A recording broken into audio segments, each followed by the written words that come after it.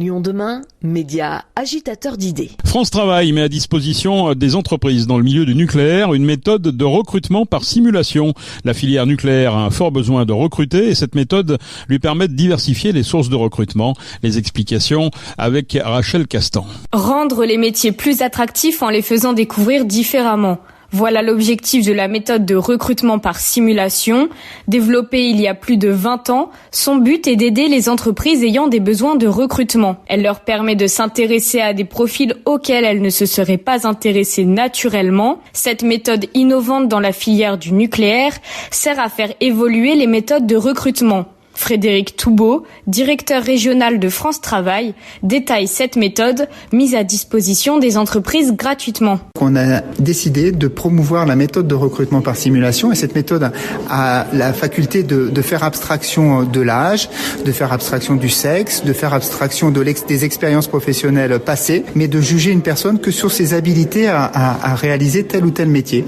Et donc c'est pour ça qu'on essaye de mettre en avant d'autres méthodes de recrutement. Expliquez-nous concrètement comment ça fonctionne. Les gens se mettent un casque sur la tête, comment ça se passe? C'est beaucoup plus simple que ça, c'est-à-dire que on a des conseillers France Travail qui sont susceptibles de se déplacer en entreprise de manière à voir comment le métier est exercé et en fonction de la réalisation de ce métier, des tests sont proposés à l'entreprise. L'entreprise décide de prendre des salariés et d'étalonner un peu ces tests-là et voir s'ils correspondent bien aux besoins qu'ils peuvent avoir. Alors là, pour le secteur du nucléaire, ça peut être des soudeurs, ça peut être aussi la chaudronnerie. Donc il y a des tests qui sont proposés. Et puis nous, France Travail, on invite des demandeurs d'emploi à venir découvrir l'entreprise. Et puis à partir de ce moment-là, on fait passer les tests, nous, au niveau de France Travail.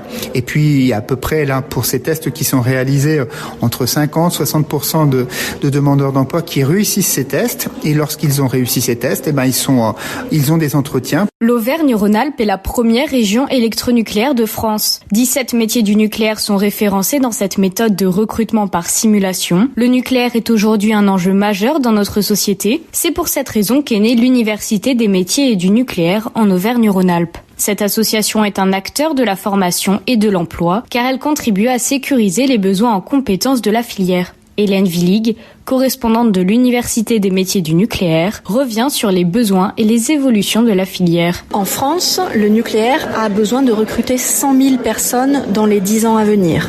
Donc en Auvergne-Rhône-Alpes, on est environ à 20 000 personnes qui sont attendues dans la filière nucléaire, aussi bien sur des métiers techniques de l'automatisme, de la robinetterie, on cherche des bobiniers, on cherche des gens qui font du contrôle non destructif, que sur des métiers de projet. Par exemple, on cherche des chefs de projet, on cherche des dessinateurs projeteurs et puis on a aussi des métiers du chantier parce que nous aurons bientôt 2 réacteurs nucléaires supplémentaires à Bugey et donc on a besoin de gens qui font les travaux de terrassement qui accueilleront ces installations nucléaires. Il y a dans la filière nucléaire 84 métiers techniques qui sont identifiés comme des métiers en tension.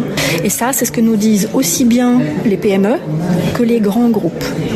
Donc, on a besoin, nous, Université des métiers du nucléaire, avec nos partenaires acteurs de l'emploi, comme France Travail, d'aider ces entreprises à recruter différemment. Qu'est-ce qui, pour vous, freine les jeunes à rentrer dans les métiers du nucléaire? Alors, aujourd'hui, on est plutôt sur une tendance hyper positive pour développer l'intérêt des gens pour le nucléaire. Alors, il y a plusieurs raisons à cela. Il y a d'une part la prise de conscience des Français que l'énergie et la façon dont on produit notre énergie, ça peut contribuer à lutter contre le changement climatique. Il y a une prise de conscience politique également. La guerre en Ukraine nous a montré combien la dépendance énergétique de certains pays peut poser problème en cas de conflit.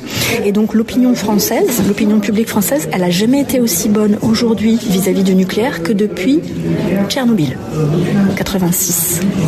Et donc, les efforts qu'on fait en termes d'attractivité, c'est plutôt pour intéresser les gens à l'industrie d'une manière générale et l'industrie nucléaire en particulier. Cette méthode témoigne un manque de connaissances dans le domaine de l'industrie nucléaire.